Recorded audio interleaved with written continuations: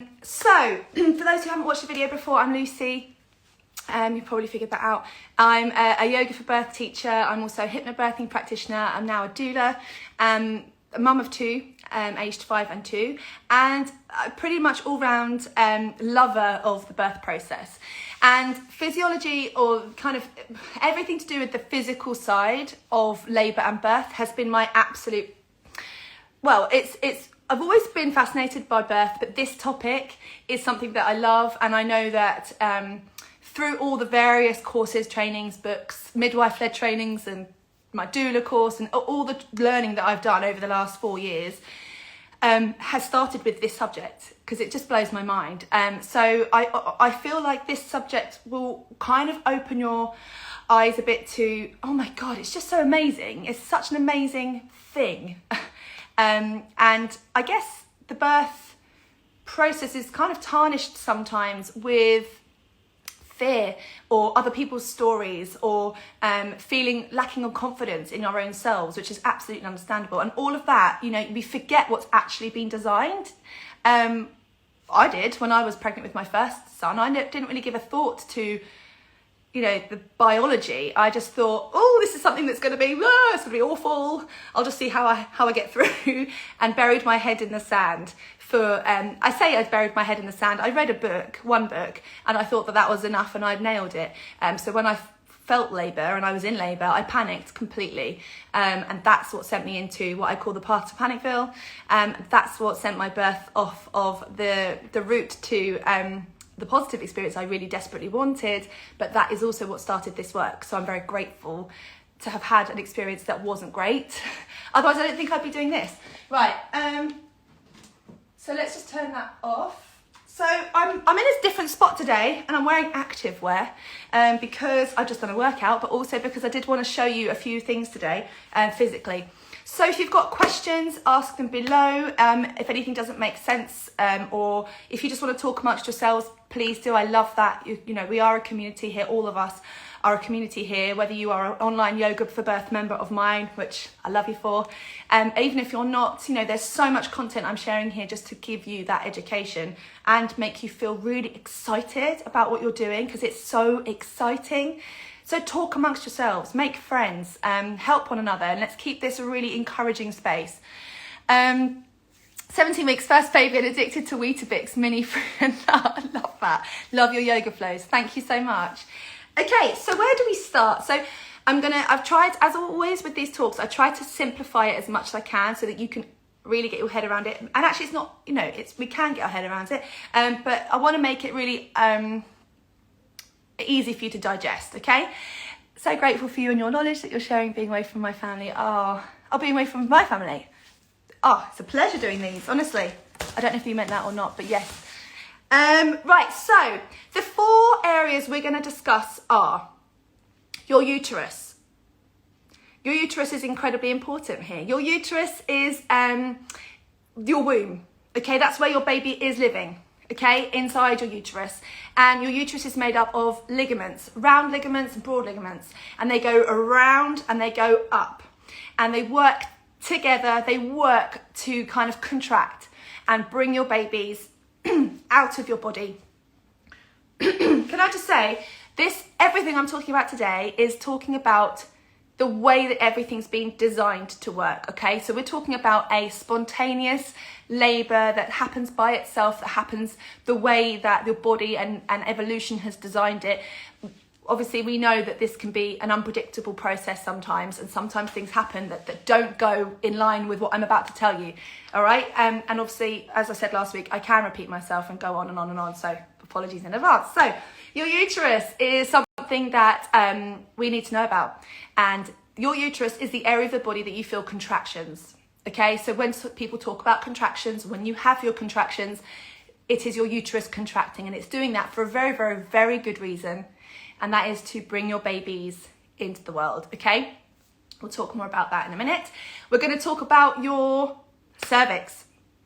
Your cervix is your neck of the womb, or neck of the uterus.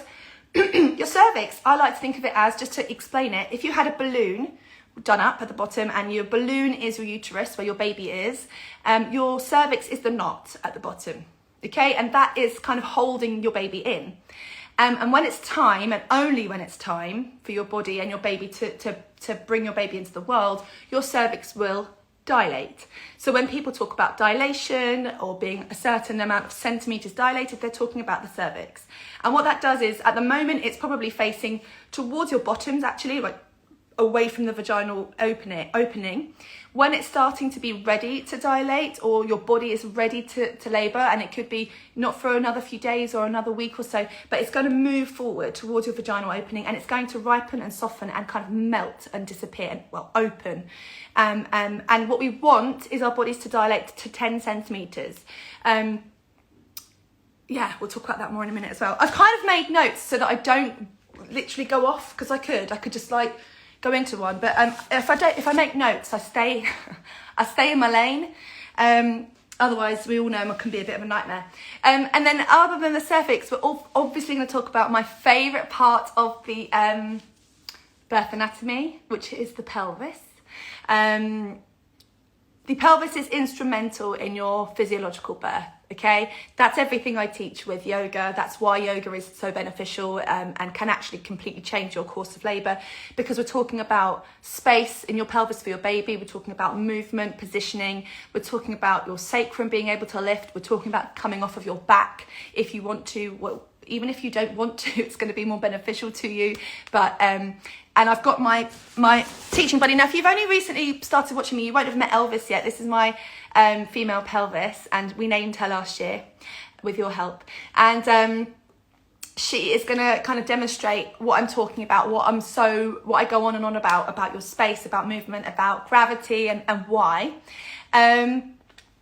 Is it too late at 26 weeks to start yoga? Never, no. I've had people start at 38 weeks, 37 weeks. No, it's not too late, and it will be instrumental, yes.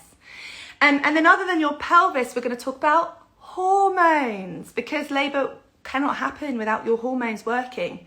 And hormones will work when you are trusting, when you are able to find ways to relax and not go down the path to panic feel, when you are aware of what's happening to your body, so therefore you have confidence to enable you to trust, again, then your hormones can work, okay? And we need those hormones to work. All of this cannot happen without that. They are kind of in control. So this is why when we are fearful or stressed or not trusting, which is difficult to trust, isn't it? Because we live in a world where birth is portrayed as terrifying. It's difficult to find that trust, it really is. I've been there. But when you're feeling those ways, this is when labour can take a detour. Even if you've worked really, really hard at those techniques, sometimes things happen. We feel a fear. We have a fearful thought. We change our environments. We have whatever may happen to trigger some sort of doubt or fear or even exhaustion. Exhaustion, which is very common in labour because it's a massively physical, difficult job. It's labour. It's hard work. It is hard work, and that can also deplete your hormone levels because your body can't work if we're exhausted. So your uterus cannot possibly work. If you ran a marathon and you were exhausted and you lost your mindset and you just gave in to that exhaustion, you're not going to finish the marathon. Of course you're not. Your body's depleted. It's the same with birth. This is why we treat birth like a marathon, guys. We have to fuel up. We have to hydrate. We have to rest in the early stages. We have to know our bodies. We have to use our bodies during pregnancy so that we're in the best possible form to labour.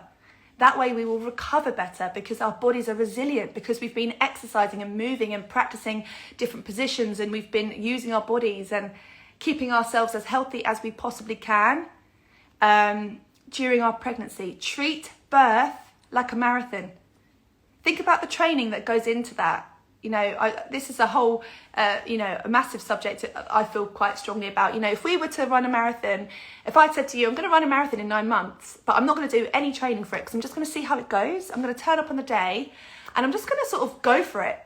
I don't know what can happen and I don't know what my options are. I don't know that this might help me or that might help me. I'm just going to see. Because a lot of us do that. I've done that. A lot of us go, I don't really know. Let's just see what happens. And I feel like you are so much more better off going into your marathon going, I've read a book about such and such, and I've heard about that. I don't like that take on it, but I do like that take on it. I think that will really work for me, and that I don't really operate like that. This is what my plan is. This is what my training is.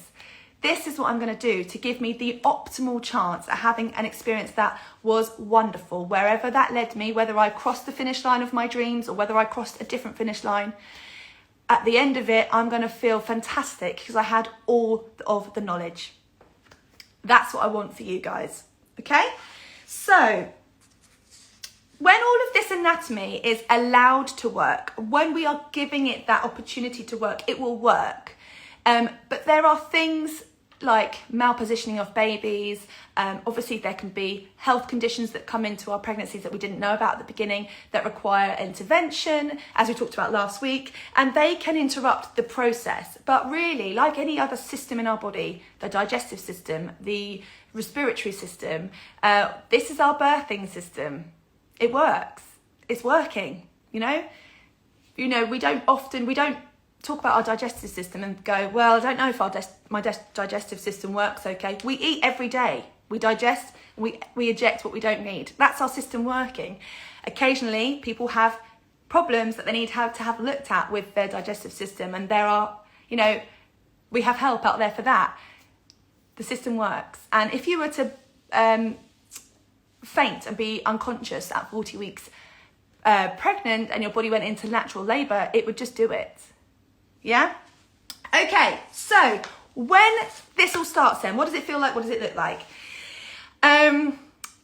When your body and your baby are ready to be born, and that is important because what happens is your body releases a hormone called prostaglandins, okay? And prostaglandins are thought to be released when your baby's lungs have finished developing. I don't believe the research is finished on that. I don't believe it's completely conclusive yet, but that is the thought and it would make sense, I guess, that when your baby has finished developing and your baby is ready to be born, your body will just birth your baby.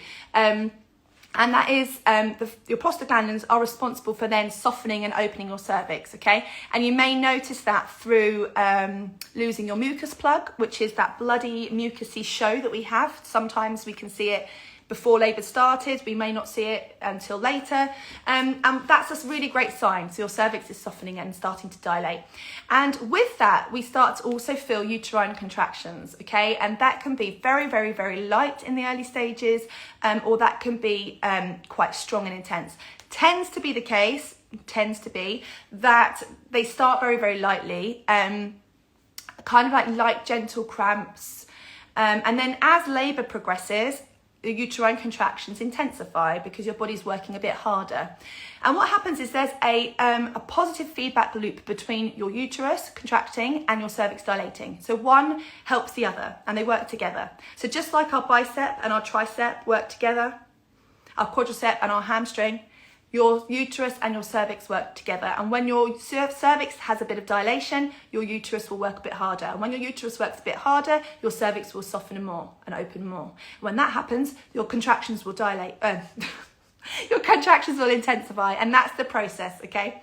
And all the while this is happening, we need to remain as relaxed as possible to let it happen. And that is something we need to just try and do, allow it to happen. And what they feel like is the best description I could give you is a wave. It's the most, it's easier to put into your head then. It's like a wave and it kind of comes into your body. The intensity of this wave or this contraction, or if you're doing hypnobirthing, surge, comes into the body nice and softly and it builds in its intensity and it gets a bit more intense, a bit more intense, a bit more intense. Then it peaks right at the top, which is the most intense part of your contraction. And then it tails down, tails down, tails down, tails down, and goes off.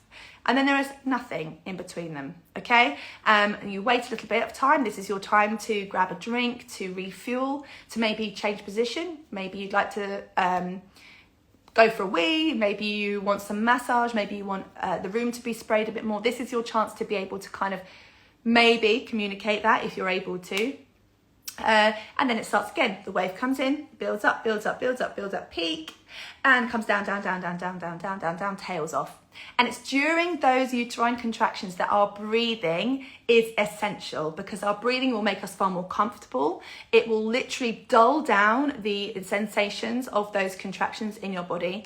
And in between those contractions, you can also use breathing exercises to keep you really relaxed. But that is your time to kind of refuel, kind of get yourselves ready for the next contraction. And you have to try and take it contraction by contraction, one at a time. If we go into labour and then we look at the next potentially 20 hours or more, especially for first labours, they are typically longer. If we look at that whole process ahead of us like a marathon, we wouldn't be advised to look at the whole 26 miles ahead, would we? We'd be advised to take it mile by mile. So you take it surge by surge, wave by wave. And my favourite affirmation for this is, here comes another wave and I can ride it. Okay, so when that's all happening, that will kind of intensify. That is the labour the labour process. Your uterus is contracting, cervix is dilating. You are breathing through those contractions as they come into your body. You are going with the feelings. You are kind of letting it come into the body rather than, oh no, oh no, oh no, this is what I've done before and this is what's very common. Oh my God, it's coming. Oh no, what am I doing? How do I look? Do I look relaxed and soft and accepting of labour? This is what, from my experience, or do I look tense, not quite sure what's going on? And this is really, really, obviously common. It's if we've never felt it before, it's so we work on relaxation. We use hypnobirthing, or we use our yoga, or we use our breathing to unload that. Okay, I'm just gonna breathe through this contraction. Okay, it's a mind game sometimes, and we really have to remember it's a mind game. Now, with your cervix dilating, it is believed that your cervix can also decrease in dilation, and that can be down to how tense or fearful or upset or scared or untrusting we are in our bodies. What can happen is that you could be in the throes of your labour, and you could, if you're having a hospital birth, you could be on your way to hospital, and you could arrive at hospital and everything could just stop, or everything could change. You could have a vaginal examination and be far earlier on in the process than you hoped to be. But that doesn't mean that you weren't further on before. It's just that the change in environment, or the change in who you're speaking to, the fact that you're having a vaginal examination, or any of those elements could have affected your body's labour process. Okay, which is why it's really important to try and stay at home as long as you feel you're able to, because at home your body is more relaxed, and that is why your body is more likely to labour at home. And this is obviously why home birth is sometimes people's absolutely favoured way of birthing, because you're more relaxed. All right, so that's that.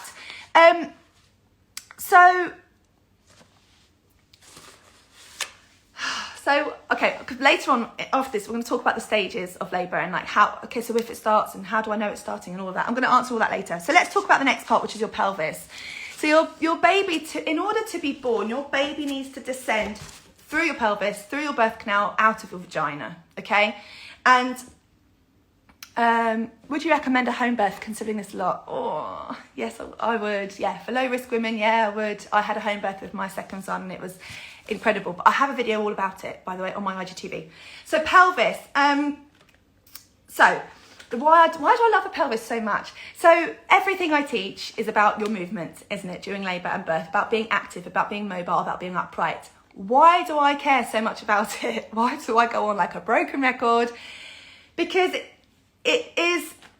this is so reliant on your birth continuing in that physiological way, your movements, the space you create, how your baby fits through. Now, if you've ever watched me talk about the evolution of our bodies, you'll know this, so I don't want to be a broken record, but basically,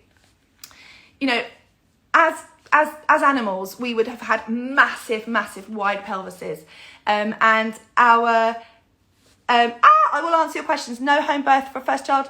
It's an option, definitely. At the moment, I don't think so for COVID, but it comes down to whether you're low risk and things like that, but I'll talk about that Yeah, so we used to have really wide pelvises, and our babies' heads, our newborn babies' heads used to be much smaller. So the fit was always easy and birth was always quicker. I'm talking like millions of years ago. We've now evolved to walk on two legs, right? Not four legs or four limbs. So we walk upright. And in order for us to do that, our bodies evolved to be smaller, narrower, so that we can stand up, so we can run, so we can jump, so we can do all the things that we now do. And here we are. So we have a much narrower pelvis. But with that, what's happened is that our babies' heads have got bigger because we've become more intelligent. So we now have a bit of a tighter fit, but absolutely still enough space to fit, because this is how it's been designed. So the plates on your baby's head can adjust to fit through your pelvis, and your pelvis can actually open as well in order for your babies to fit through. And the way that your pelvis will open is if you stay in an upright position. Now, when you stay in an upright position, your sacrum here at the back can lift, okay? I've just tightened up my screws far too much. So your sacrum at the back will lift when given the opportunity to lift. And that creates up to 30% more space, okay? So if you were laying on your backs, I've tightened this up, sorry guys. If you were laying on your backs during your labour or birth, your sacrum would be pushing against the bed, okay? And what that does is it kind of limits the space and it can't then lift. This is why some women really do suffer with some back pain after giving birth, because of the pressure on her sacral joint pushing against the hard bed underneath, and the baby trying to open that sacrum, trying to let that sacrum lift. So your sacrum is pushing if you're laying on your backs, okay? With that, you also give your baby a journey coming sideways out of your body, yeah? And not only that, has to work upwards against gravity to be born when you're laying on your back. This is why I go on about getting yourselves upright. When you are upright, you create more space. Your sacrum can lift. Your babies, all they have to do is be drawn down with gravity, yeah? Coming down and out of your body. And you have given them opportunity to move around because you are not tied down to a bed. You are not restricted by one position. Now, as I've said before, it goes without saying that if you feel comfortable and you want to lay on your back, absolutely do it, guys, because that is ultimately most important. But what is happening a lot is that women are not knowing they have other options and laying down on their backs because that's what they've seen, and then feeling confused as to why that feels maybe uncomfortable, why labour has slowed down, maybe it's stopped altogether, maybe baby then is getting tired and mum is getting tired, so baby needs some help to come out. But because we've seen this on the TV, we've seen it in pictures, we don't realise there's another way, which is why obviously I preach about it, because I want you to know there are other ways. Getting up is going to help your babies to descend. And not only that, if we look at the shape of your pelvis, it's not a simple shape. If you look at your outlet here, you know, your baby has to navigate through this. And in order to do that, what you can do to help is move. Look at what happens. We give your babies so many more opportunities to move and to kind of dig and delve. They are trying to get out. As much as you want them out, they want to come out. That's what they've been designed to do, and they're trying. The whole of labour, they're trying to come down a bit more. Down a bit more. Down a bit more. What do we need to come down? Gravity. Okay? What do we need for a baby to fit through our pelvises? Movement. Yeah? So this is why all my yoga course that I have got online is all about teaching you movements that are not only great for pregnancy and they feel good to alleviate backaches and achy areas of the body and get you moving your body and get you connected to your body and your movements, but also you are going to then absolutely have those as a go-to position, a go-to movement to use. The amount of my members that have messaged afterwards and said, oh my God, I just did that movement the whole time and it felt amazing during a contraction, or oh, I used that position and I birthed my baby in that position, it was wonderful. That is why Yoga for Birth works in that way. You know, it's encouraging you to connect to your body, to connect to your movements, and then use them during a contraction, use them during birth, actually giving birth in an upright position, okay? So look at how our pelvises can move, and the way they can do that is we have a hormone called relaxin, released into our bodies in the later stages of our pregnancy, and this is released in order to soften our ligaments, in order to open, Yeah, so we have to ask the question, why would our bodies have those hormones? Why would it be able to open if we weren't supposed to use it? You know? So, in labour, we have movements. Moving. How normal and natural is that for pregnant women just to be swaying and moving, rocking her hips, you know? We see it. We see breathing, moving. This is what it's about. This is what it's been designed to do. It's movement. You know, lifting up one side, lifting up the other side. One of the most common reasons for unplanned C-sections that aren't emergencies are malpositions of babies. Babies that cannot find that space. And that could be something that you'll never be able to solve if they really are quite, you know, if they've got their chin slightly lifted or if they've got themselves slightly, you know, that might be something that in the end can't rectify itself. And that we have to accept that. But if we've given every opportunity, then it's more likely that we can give our babies an opportunity to find the space. We can give our opportunities to get into a more optimal position. You know, we can do that. If we feel like we had every opportunity to do that, then we're going to feel so much more in control during our labour and afterwards as well, knowing that we did all of the things that we could have done. And so many times it is rectified through changing positions. You know, it's just a massive deal knowing this stuff, because it can completely alter your labour. Again, I've had some amazing stories sent in. They're on my website, but people who say I was doing such and such for a while. Maybe it was that I was, I don't know, let's say she was in one position for ages trying to bring her baby out, and the midwife suggested, and I had a wicked story the other day, amazing midwife suggested that she moved her foot just ever so slightly. Yeah, she was on her knees in a lunge position, just like the ones we teach on our yoga course. And she was bringing her baby out. She was in the second stage of labour. And the midwife, amazing, said, why don't you just move your foot slightly, just out there that way a bit. What happened about 15 minutes later? Her baby was born. She just had to give a bit more space. And amazing support there, suggesting something different. If something isn't working, let's move it up. Let's change it up.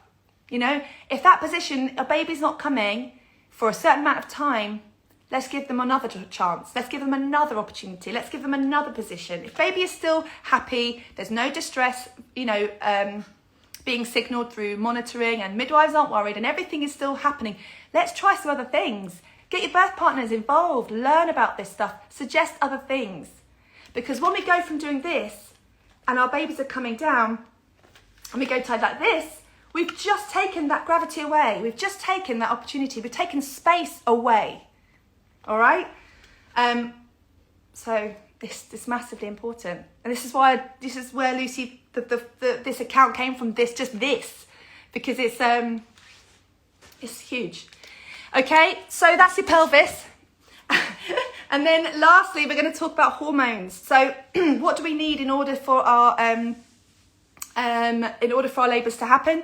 We need a cocktail of hormones, as Michelle Ordant says. A cocktail of love is oxytocin is your absolute best friend here, and we also release endorphins during labour, which can together create this amazing pain relief in our bodies. I have felt it once during my second birth, and I'm telling you now, it is powerful stuff when it's happening, and in order for us to be able to release oxytocin, we need to feel that we trust. We need to feel safe. We need to feel loved. We need to feel at ease with what's about to happen to our bodies, or what is happening to our bodies. Because oxytocin is that love hormone. And, you know, women are flooded with oxytocin at various times in their lives. Men have oxytocin as well, but women have greater doses of oxytocin.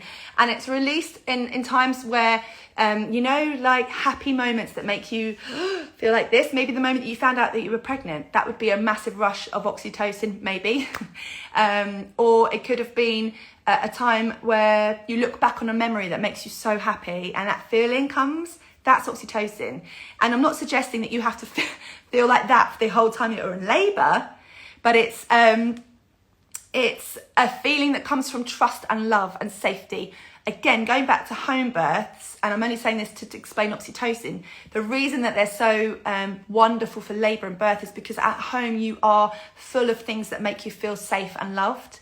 Photos on the wall, your own environment, your lighting is soft, your smells, it's familiar. And familiarity is really beneficial to oxytocin. And obviously this is why when we feel scared, or when we feel we don't know what's happening, when we feel panicked, or when labour takes a detour, which can always happen, but we weren't prepared for a detour and we didn't know what we wanted in that scenario, and then we feel fearful or out of control, oxytocin gets washed out by adrenaline. And adrenaline is our fight or flight hormone, and that is it's there ultimately to protect us. But when we are flooded with adrenaline, and I'm sure you've all felt adrenaline in your bodies before, it's not a nice feeling sometimes. It kind of feels like you're very alert. It's a rush. It's that emergency stop in the car, that feeling. It's a shock feeling.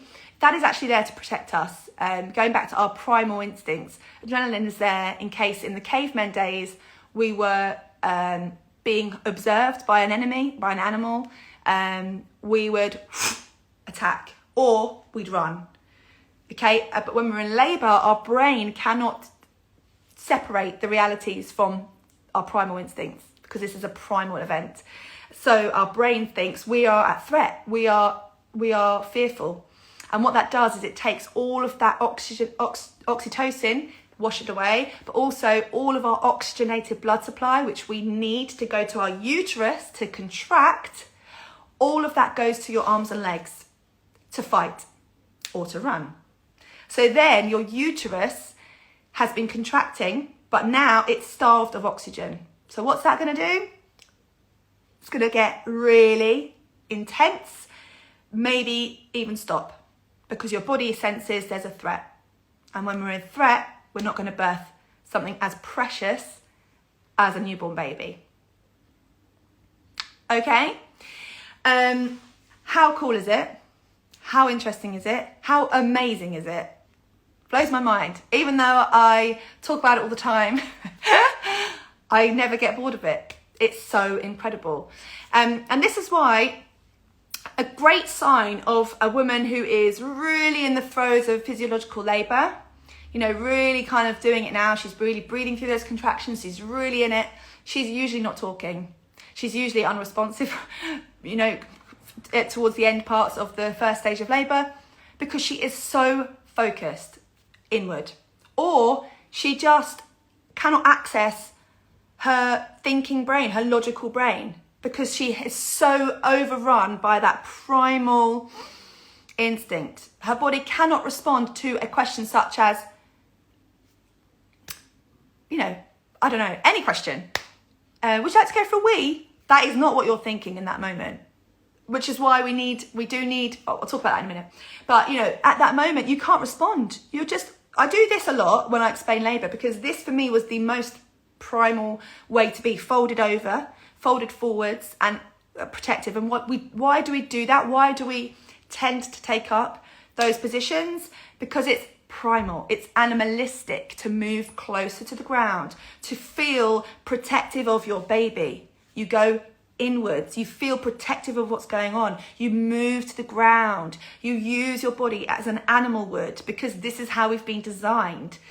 So a woman who is just labouring along, you know, the way that her body, she's listening to her body and she's just doing it, will probably move down, will probably fold forwards, will probably rock and sway, she'll probably be moaning through those contractions and breathing. Why are you so boring? You do this stuff, but you still have I think we have an intruder on our conversation. So anyway, so that's how it's been designed. And yeah, a woman who is doing all of that, she is going to be just like doing her own stuff, swaying and moving. A lot of people message and say, I found myself making these noises. I found myself, yeah, I think we have a troll. I found myself mooing. Mooing is like this instinct, this body's reaction to like, you know. Anyway, so that's all the kind of physiological process I wanted to say to you. I wanted to kind of get across to you first, because now we're going to talk about the stages that happens in. Okay? I need a glass of water. I just talk a lot, don't I? Okay.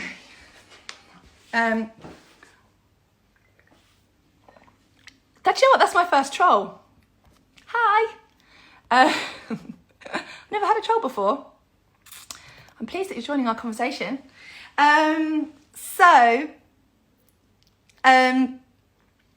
We thanks guys. So we are going to talk about the stages. So labour kind of happens in two stages. We call it first stage and we call it the second stage. Oh, it's a bot. So if you're watching on IGTV, you won't be aware, but we've got some funny comments coming from a bot, apparently. So, stages. Yeah, to make it simple, we have two stages. Sorry, I need to... First stage and second stage. There is a third stage, which we'll talk about, but it's kind of like a separate subject because it's a really important part, and that is more when your baby's here. But just to simplify it now, first and second stage. So, the first stage of labour is kind of like the waiting room of the real deal, okay? So you are in that waiting room for quite a long time. And that waiting room it could be hours and hours and hours that you're in there. But to give you an idea, if a labour were 20 hours long, you probably would have spent 18 hours of that, probably, in the first stage. Okay, it's like the majority of your labour, and that is your body just getting ready, really, for that big moment of bringing your babies out of your body.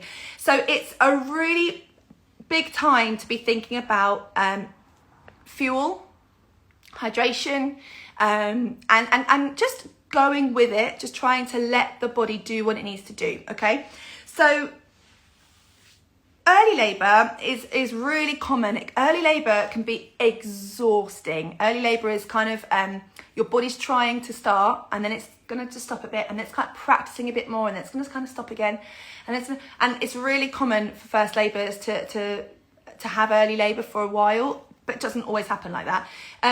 And the best advice I can give for early labour is to do as much resting as possible. So laying down on your side, watching movies, watching Netflix, watching things that boost your oxytocin levels, because that's going to help, right?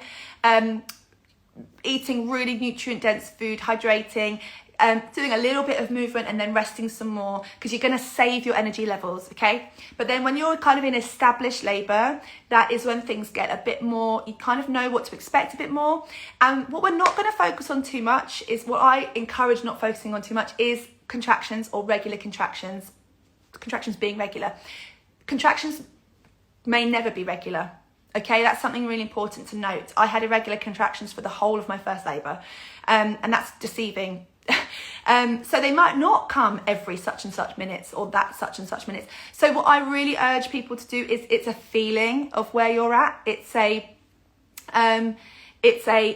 feeling inside you. It's like I feel like this is getting intense now. It might feel more intense, or it might require you to start tuning in a little bit more. Okay, that is when your body's really doing it. And a great way of knowing how, or if it's time to kind of move on to maybe a hospital, if you're going to hospital for your birth, or calling your home birth team, a great way is, how has your behaviour or your temperament changed? This is a great one for birth partners to know as well. Are you still able to kind of have chatty conversations and move around the house with ease, and you know, feeling kind of like your normal self, except that every so often you're having a contraction? Or has it got to a point where you are far more primal? That's a really good way of telling. Obviously, if you feel like you just want to get to hospital, if that's your plan, then you go. You know, bear in mind, there are sometimes policies that require you to be dilated, or require you to be at a certain stage, especially with COVID and allowing partners in and stuff like that. You might want to think about that. But the longer that you're able to kind of stay at home and get into those throes of labour, the more likely it is that when you arrive at hospital, you will be quite dilated and spend less time in the hospital. You know, home is brilliant for labour, as we've spoken about. Nearly spilt my water over. And yeah, that's a great way of telling how primal have you become. And then, so first stage is all about dilation. That is the job of first stage of labour. And as I said, it can take a long time or it could take a short amount of time. What's going to help it? What's going to help it? How relaxed you are, oxytocin levels, breathing techniques through your surges, comfort measures, using your lighting, using oils, using anything you've been practicing. If you've been practicing some yoga positions, if you've been practicing using music, all of those things are going to aid the process and help your body to dilate more. And once your body gets to 10 centimetres dilated, we move into the second stage of labour. And the second stage of labour is all about bringing your babies down. So the whole of the first stage is about preparing for the second stage. So you've contracted, you've built up all of this energy in your body. You're ready for your uterus, and your cervix is now open, and your second stage of labour will come, and you will feel a change.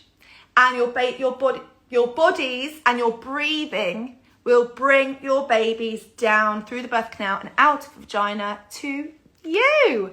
And second stage, again, it can be quick, it can be a bit longer than expected. Again, very dependent on positioning, very dependent on how soft you are able to be, how focused you're able to be, any techniques you've been using during pregnancy to prepare you for that.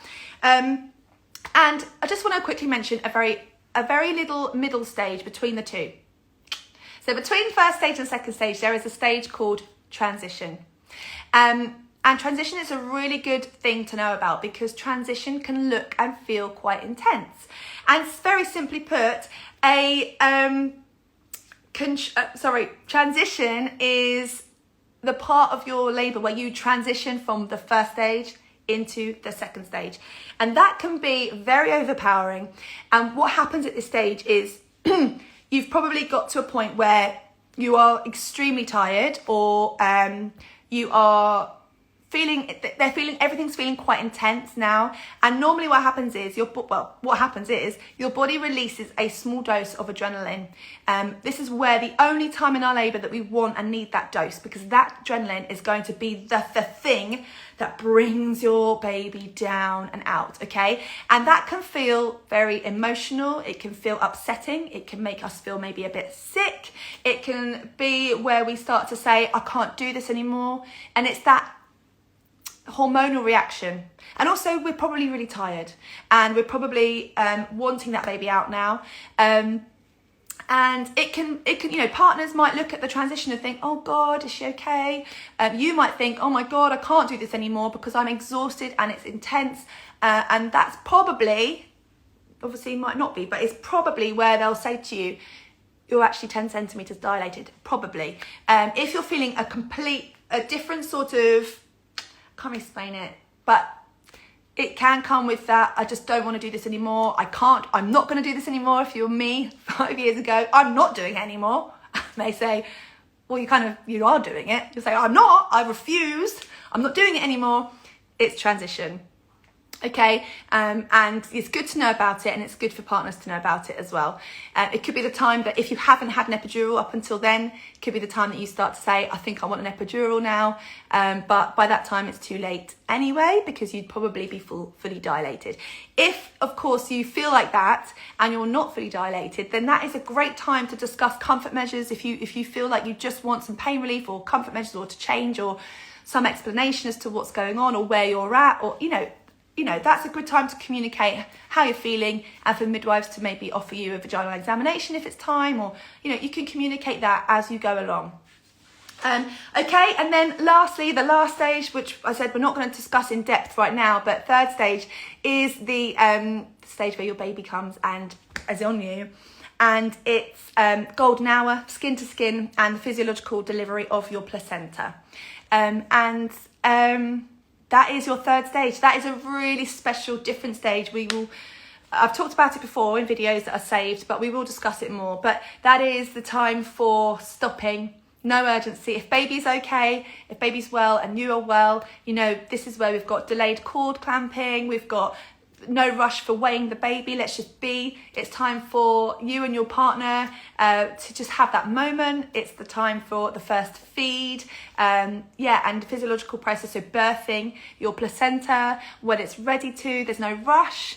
And if it all is well, then that is that time. If there are needs for baby to be looked at or to be helped or to be, supported in some way, or then you can still have that stage later, okay? You can, if there was something that needed to happen for the best of your baby and yourself, then you can still have your skin to skin later on. You can still have that golden hour or 2 hours. You can still have your first feed later.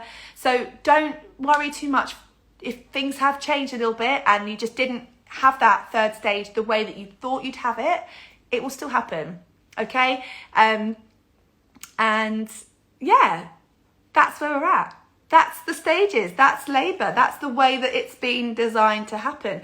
And how that feels in all of our bodies is going to vary, obviously. And I can only speak from I haven't really explained my two experiences today, but I have in the past very different experiences. And what I can say is that the second birth I had was a physiological birth, and I worked a lot on I really worked hard on it during my pregnancy following a more traumatic birth, and having felt the way I felt, or allowing it to happen in the way it did, was incredible and incredibly empowering, and also it's intense but amazing, and I would do it again today. I would do it again every day.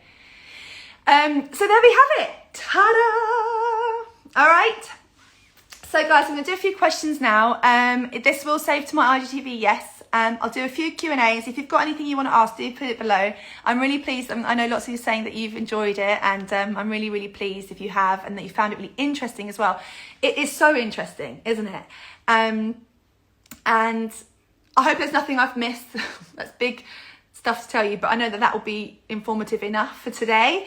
Now, for some of you who've asked about my courses and the things like that, you know, my online yoga for birth course, you can join that at any time. It's on the link is in my bio, and there's a whole community, members community as well, where we all support one another and things like that. So you can always check that out. Let's do a bit of questions now.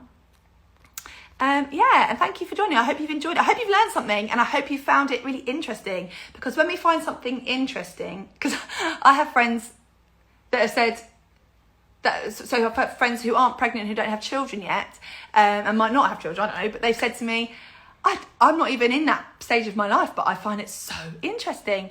And I just kind of watch it because it's cool, and I've learned loads, and they're not even thinking about having a baby yet, but you know, it's an interesting topic, isn't it? It's just something that a lot of us enjoy learning about. Thanks for your lovely comments about our good old bot. We've got our first bot. He told me I have he's used a rude word, so I'm not going to repeat it. Okay.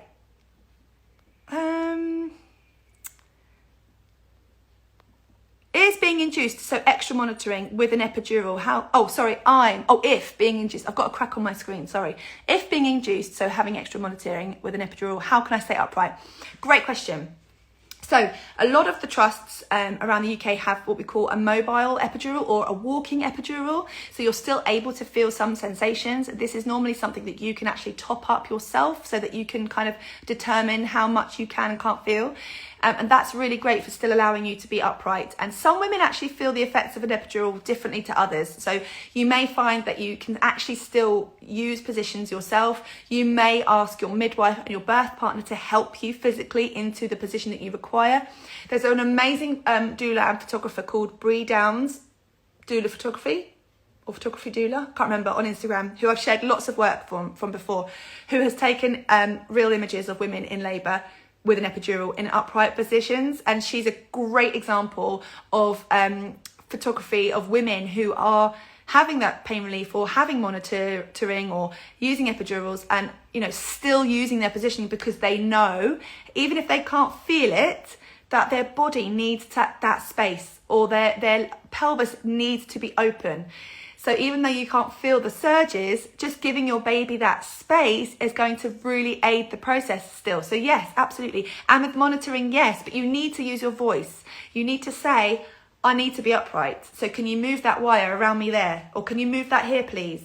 You know, I know that in my trust where I am associated with, they're fantastic at wanting you to have that upright position because they know the benefits. You know, we all know the benefits, but, you know, they will bring that monitor to there to get you to move to there. And it just takes a bit of work, but we can do it. You know, we need to speak up. I've shared images of birth clients of mine who have used upright positions with monitors on them. Have a look on my feed. There's lots of them. All right.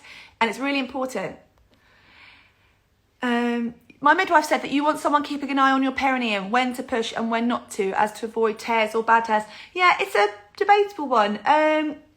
Coached pushing, so push and you go, ooh, that is more likely to cause perineal tears. But what we know is that we are all going to have, very likely, some degree of perineal tearing. I know some people that never tear, but the likelihood is that there is going to be some degree, and it's okay. What we're trying to avoid is deep vaginal tears, so 3rd and 4th degree tears. But some people want to really watch the perineum, and you can hold a flannel or a toweling to the perineum to support the perineum, which is a great way of reducing the chance of tearing. And breathing your baby out or using your breath as much as you can is going to allow the perineum to stretch and open. So that's a good thing to consider. So lots of you have asked about epidural, so I hope I've answered that. I'm wondering about the first bath not being recommended after a week, but a water birth would be a bath, right? Yeah, good question. I think it's because first baths after a baby's arrived, so even if the baby's arrived in the water, I guess they're still most of the time covered in vernix, which is the white stuff. I can't think of the name, but it's vernix, which helps them come out basically. But I think it's not really a bath when they're born because they come quite soon out of the water and to you, whereas a bath is, I guess they're in the water for a longer period of time, and what we're trying to do is really allow their skin, their natural oils and their skin to just kind of adjust to the world before we start washing them too much. Water can be quite harsh on a baby's skin, so yeah, I think the longer that you can leave a baby without bathing them, the better for their skin, I think, in the long run. Yeah, availability of a home birth at the moment, guys, is it's probably very limited at the moment due to COVID, which is, I know, a real shame for some of you who have got your heart set on a home birth. What I'd say in that instance is that stay at home as much as you can for as long as you can during your labour, and when you move to the hospital, things like eye masks, things like music and headphones to keep you as zoned in as possible would be great. And then if your hospital has a midwife-led unit or a birthing suite, they are fantastic at recreating. I know it's not your home, I get that, but it can help recreate that lovely calming zone that we so want from our home birth. But staying at home as long as you can would be my absolute first piece of advice.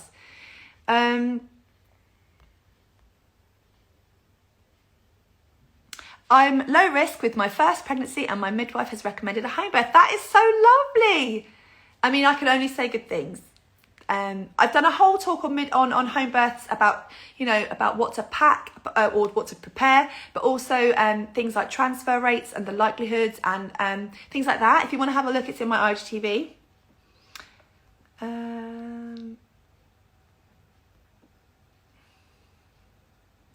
Let's find some questions. I know there's been lots today. Which essential oils are beneficial during labour and which ones aren't? Great question. Someone's at the door. What do I do? This has never happened. What do I do? I'm going to have to leave it, guys. It's a delivery. I'm going to leave it. That's awkward. I've never had that happen. Essential oils. So obviously make sure that they're safe for you. They will say it on the bottle or speak to the person that you're getting the oils from. But what I found lovely was, I think he's gone. Oh, bless him. He's gone. Oh, he's probably left it on the doorstep. What I found lovely was lavender. And so I've got a lovely room spray. I've gone on and on about it because I used it during my second pregnancy and my birth and it was amazing. Subsequently, coincidentally, in recent times, I have now done a bit of collaborating with this brand, but they had nothing. They didn't even know that I used that brand before. Complete coincidence, probably because I preached about their spray so much that they got in touch. But Mamma Mia do a liquid room spray they do a brand called Liquid Yoga, and this is their room spray, and it's a mixture of lavender, eucalyptus, peppermint. It's amazing. Some people have gone and bought it, and any room spray with those sorts of scents that make you feel, you know what, it's individual, isn't it? What makes you feel good? I love this spray. I absolutely love it. But a spray that's kind of calming to kind of mist your room, that's lovely. The other oil that I want you to all consider is frankincense. I read in the book Why Home Birth Matters by the amazing Natalie Meddings, I read about the use of frankincense to keep you really grounded during the kind of later stages of labour, so the end of the first stage and when you're kind of approaching transition. I bought it, I put it on my side, and then during my home birth, my amazing home birth midwife, I was kind of starting to get a little bit more towards transition, a little bit more edgy, sort of starting to doubt myself a bit, and she just grabbed that oil and put it on a muslin for me and wafted it under my, she said something like, will this help you, Lucy, or would you like this? And she wafted it under my nose, and it was amazing, and it was just what I needed at that moment. So again, fantastic support for me. And that oil, it's very rich, and it can really sort of ground you, and it just made me go, and that's massive. That's so important, that feeling of, okay, that oil kind of brought me back. It anchored me back to a state of calm. So frankincense is wonderful as well. All right. How similar are contractions to period pains? Great question. We get asked this a lot. I think people that have experienced it before. Everybody's different, aren't they? They're stronger. I'd say in the throes of labour, from my experience, early contractions, so early stages, are like cramps, and the way you feel a contraction is going to be dependent on your baby's positioning.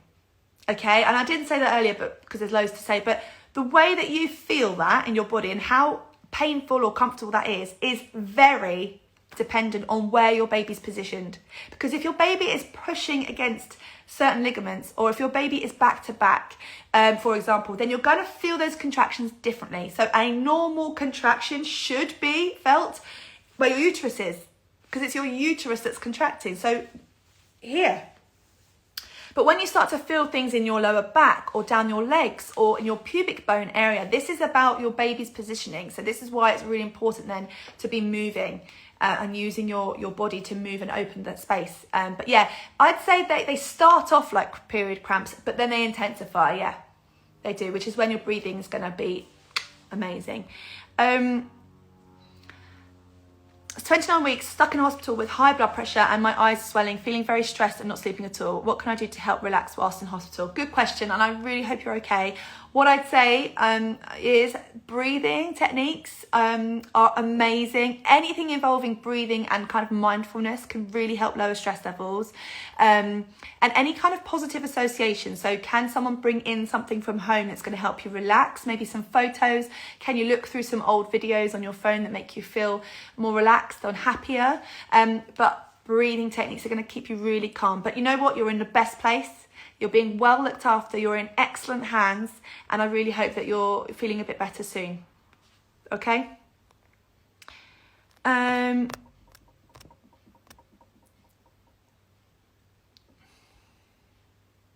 I'd like to do hypnobirthing. Where is best to find out more and educate more? Great question. Hypnobirthing's a fantastic partner to yoga. I would say the Positive Birth Company are great. I've got some lovely friends online that do hypnobirthing. You can go to Elise over at Birth Bubble. You can go to Tutum Birthing. You can go to, I'm trying to think off the top of my head. There's quite a lot. I will tag some in my stories later for you. But hypnobirthing is a really a great thing to do. What you might want to do is find a class that is local to you, so that you meet couples or girls, women that you're able to meet up with when this is all over. But otherwise, if you want just something that like my course that you can just do in your own time, then pre-recorded classes like the Positive Birth Company are really good.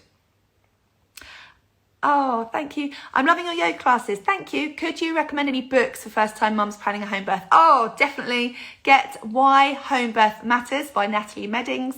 She also has an amazing book called How to Have a Baby. So those books are great. But How to Have a Home Birth is from the series of books by Pinter and Martin that I preach about.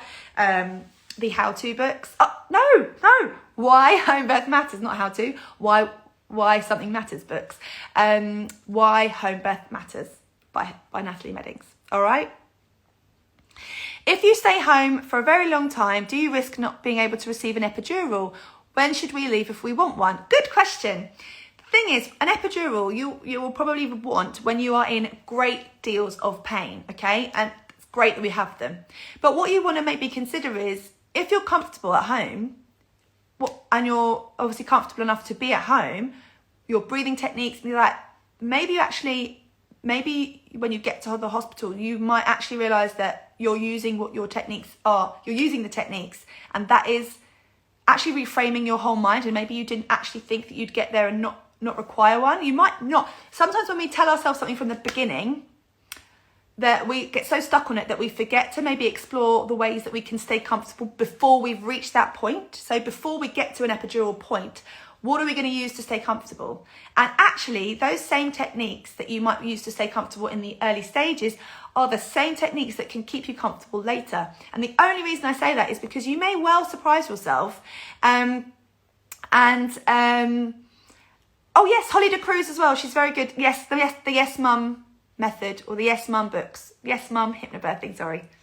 Yeah, you may well surprise yourself, and there's absolutely nothing wrong with having that epidural, of course, but what it does is it lowers the chance of you requiring an instrumental delivery. It lowers your chance of having to kind of change your positioning, and you might actually find that, you know, the breathing techniques you're using and the positioning you're using is really aiding your comfort levels.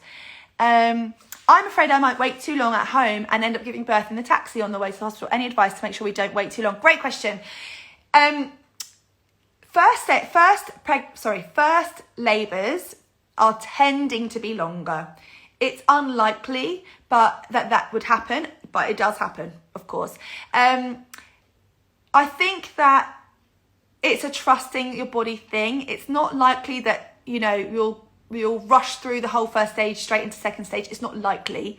But that's why I said, if you feel, if you feel most comfortable with going to hospital at any point during your labour, you want to go to hospital, go for it, because the two things will happen. They will say you are X amount dilated, let's stay here and put you in your birth space now. Or they might say, you're not X amount dilated yet. Do you want to stay on the ward, or would you like to go home? And then you can make that choice. So that's absolutely fine. You can always go back home again, you know, set up your zone again, and yeah, go from there. Right, guys, I'm gonna have to sign off. I've been chatting for 65 minutes.